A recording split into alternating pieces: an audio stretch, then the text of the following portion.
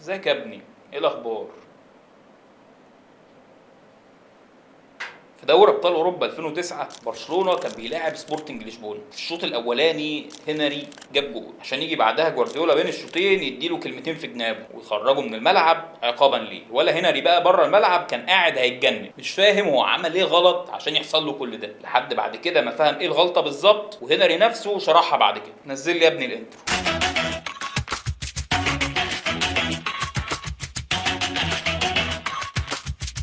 في مقال لموقع جيف مي سبورت بيتكلم فيه عن قصه خروج هنري من الملعب بعد ما سجل، فعلى لسان هنري نفسه هو بيحكي ويقول: جبت الجون الاول والدنيا تمام وزي الفل، فجاه لقيته خرجني من الملعب، استغربت وسالت نفسي هو انا عملت ايه غلط، لحد ما اتشرح لي الانحراف اللي انا عملته على الخط. جوارديولا كان طالب من هنري قبل الماتش انه يلعب جناح شمال، لكن في الهجمه دي هنري اتحرك من الشمال لليمين، عمل باص لميسي ودخل جوه ال 18 عشان ميسي يديله باص جوه ال6 ياردة ويحطها في الجول. ده بقى اللي جنن جوارديولا. انا ما طلبتش منك تتحرك التحركات دي وقلت لك تقعد على الشمال، انا عايز الخطه اللي انا حاططها ما تتغيرش، حتى لو التغيير ده هيخلي الفريق يجيب جول. دماغ قرع دي برضه، خلي بالك. وهنا نرجع تاني لكلام هنري اللي قال: لما يكون بيب عنده خطه احترم خطته، لانك لو ما عملتش اللي هو طلبه منك هتركب قطر 6 الا تلت. جوارديولا معروف عنه انه بيطلب من اللعيبه بتاعته حاجات لازم ينفذوها زي ما هي من غير اي تغيير. وفي تصريح ليه قبل كده قال ان الكوره والشطرنج فيهم كتير قوي من بعض. جوارديولا ما فيش عنده مجال للعبه حد يعملها واحنا مش متفقين عليها قبل كده، ولا مجال انك تاخد قرار فردي، اللهم الا كام لاعب يتعدوا على صوابع الايد. في ساعه تجلي كده يا ابني سالت نفسي هو ده حلو ولا وحش؟ يعني فرق جوارديولا ده دايما بتكسب بطولات وبتكسب بنتائج كبيره، بس ما فيهاش حاجه تبهر الواحد من جوه. اللعب طبعا مبهر، مش هقول حاجه، انت بتشوف كوره ولعب منظم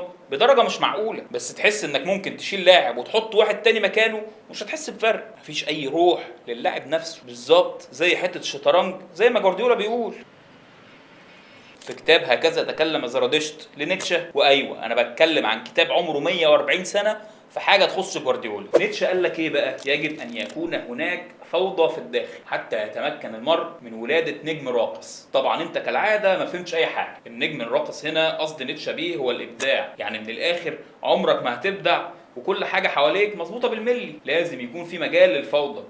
مش الفوضى اللي هي الدمار يعني، بس اللي هي عكس القيود والنظام في كل حاجه، وده عكس تماما اللي جوارديولا بيعمله. وعشان كده نادر جدا تلاقي لاعب عند جوارديولا طفره او مهاري، لان الاساس عنده في المنظومه مش في الافراد. واللي انا بحسه الصراحه ان الموضوع ده بيلغي شخصيه اللاعب، طبعا مش بالمعنى انه مستني حد يوجهه طول الوقت، هو هيتصرف لوحده، لكنه مش هيفكر غير بطريقه محدده او في حلول معينه للموقف اللي هو محطوط فيه. عشان كده لو ركزت هتلاقي اوقات لاعب بيكون معاه الكوره وما يعملش بيها اي حاجه، بيفضل واقف بس. هو مش بيكون عايز يقف او يريح او حتى يهدي اللعب، لا، هو مستني الفريق التاني يعمل حاجه معينه عشان هو يعمل الحاجه اللي المفروض تتلعب بناء على حركه الخصم. في زمن اقدم شويه كان ممكن واحد يراوغ بترقيصه ويرقص ويعدي، او يحاول يفتح مساحه بتمريره او يشوط من بعيد. لكن في الكره الحديثه مدربين كتير بقوا بيمنعوا الكلام ده، مش جوارديولا بس، لان الترقيصه والشوطه والحاجات دي نسبه نجاحها مش عاليه. والكره دلوقتي كل ما بتتقدم كل ما بيقل اعتمادها على القرارات الفرديه، وبقت دلوقتي بتعتمد على نسب واحصائيات والحبشتكنات دي. محدش يشوط لي من المكان ده عشان بنسبه 95% هتضيع، لما تيجي تعمل باص اعمله بالطريقه الفلانيه عشان دي نسبه نجاحها 99%. وكأن خلاص الكره بقت ارقام بس. صحيح ان الطريقه دي خلت الارقام ايجابيه اكتر، لكن في نفس الوقت حولت اللعيبه دي لادوات مش بني ادمين، حاجه كده زي ما يكون انه روبوت متبرمج ومش هيتحرك على النظام المحطوط له.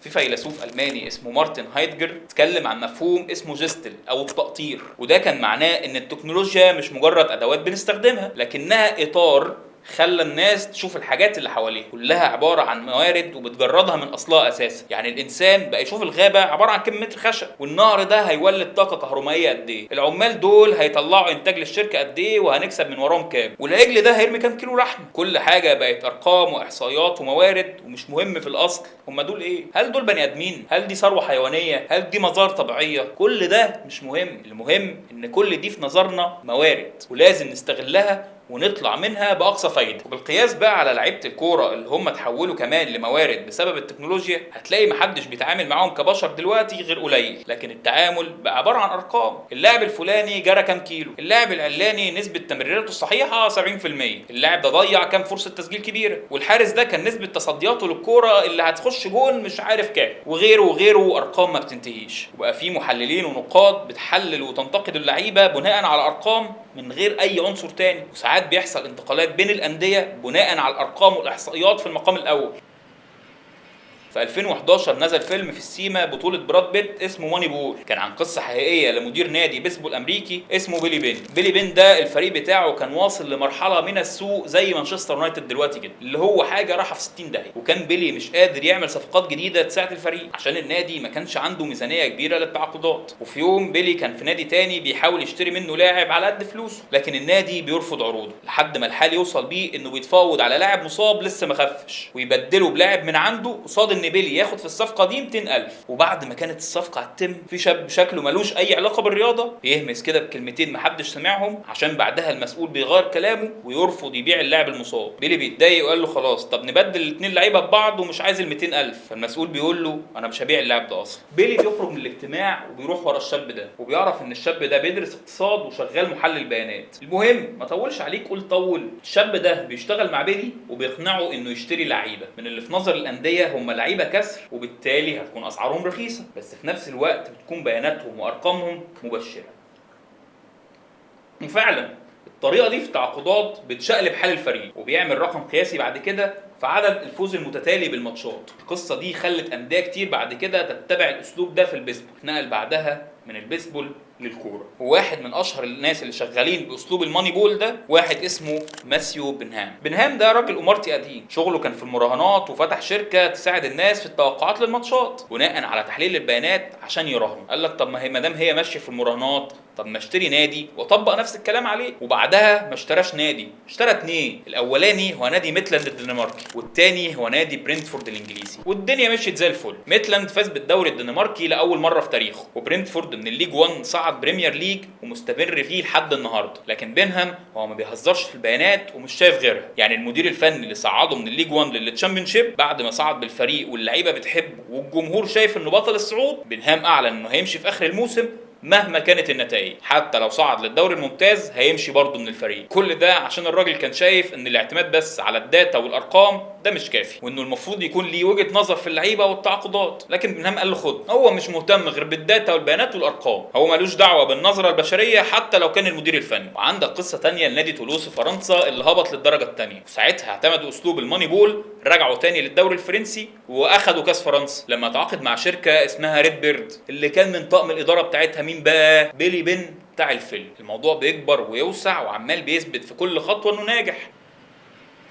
احمد حسام ميدو كان طالع في بودكاست كده بيقول فيه احنا زمان كنا بنلعب كوره بلدي والناس اللي بتدربنا بتدينا نصايح كوره، لكن دلوقتي انت ممكن في الناحيه البدنيه بس تلاقي 10 مدربين كل واحد منهم مسؤول عن حاجه معينه في اللعب، وفي التدريب ناس شغلتها تمسك لك الاحصائيات بتاعتك عشان تعرف انت المفروض هتعمل ايه وتركز على ايه، وناس تانية بتقول لك انت المفروض تاكل ايه وما تاكلش ايه وبكميات عامله ازاي، ناس شغلتها انها تصور حركه جسمك وانت بتلعب، بعدها تقول لك اصل فتحه الرجل والله مش احسن حاجه، والفخده وانت بتلف ما نعرفش عايزين يحصل فيها ايه. نتيجه الكلام ده ايوه اللعيبه بتكون افضل بدنيا، مش بيتعبوا بسرعه، ولو اتصاب بيخف اسرع، ولعبه بيكون ايجابي اكتر. يعني دلوقتي ارقام اللعيبه هي اعلى بكتير جدا عن زمان. يعني تلاقي دلوقتي عيل لسه طالع عنده 23 ولا 24 سنه يكون كاسر ارقام واحد زي زيدان، وده بيخلي اللاعب الجمهور يقول عليه ده اللاعب ده احسن من بتاع قبل كده. بس هو فعلا بيكون احسن ولا ارقامه بس اللي بتقول كده؟ وليه دلوقتي الجمهور بقى بيهتم بالارقام اكتر من اللعبه؟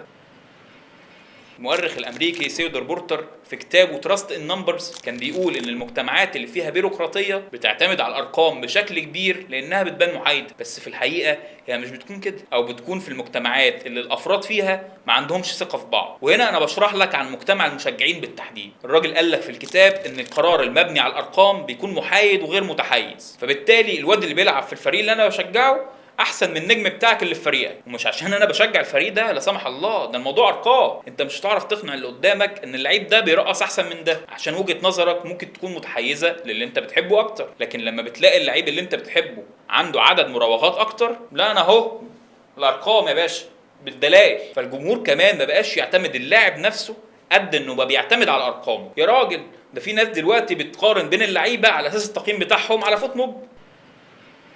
صحيح ان الاعتماد على الارقام والداتا والاي اي طور كتير من الكوره وخلاها تقريبا لعبه مختلفه تقدر تبص لها من منظور تكتيكي اخر، او حتى ممكن تتلعب على طريقه الحروب والمعارك، الا انه مش كفايه لوحده في اللعب، وده اللي قاله ناس زي كلوب وجوارديولا نفسه كمان. بس برضو الطريق رايح للارقام والبيانات بشكل كبير غصبا عن الكل، واللاعب بقى يلاقي نفسه شبه العسكري، بياكل في وقت معين ويشرب في وقت معين وينام في وقت معين ويجري ويتحرك بطريقه معينه، وتفضل تتكون طبقات ورا طبقات ورا طبقات تنسيه انه في الاصل بني ادم وليه حريه، مش روبوت متبرمج على كل حاجه حتى في طريقه الكلام، ويلاقي نفسه يا عيني بيعمل كل حاجه صح الا انه يلعب كوره على طريقته او يعمل اي حاجه بره النظام المحطوط له، لان الابداع بقى يتحسب في البيانات على انه شذوذ عن الشيء الصح. طب لما هو كل حاجه محسوبه ولسه هتتحسب بالملي اكتر واكتر، هيحصل ايه؟ هتلاقي نفسك بتتفرج على فريق المدرب بتاعه عباره عن روبوت فعلا، ولا يمكن بعد كده نلاقي فريق عباره عن روبوتات بتلعب في الملعب، عشان الانسان هتيجي عليه لحظه ويكره الطريقه دي ويروح يدور على لعب كوره في حته تانية بشكل ممتع ليه، او يعمل لعبه جديده حتى من الاول عشان يلاقي المتعه في اللعبه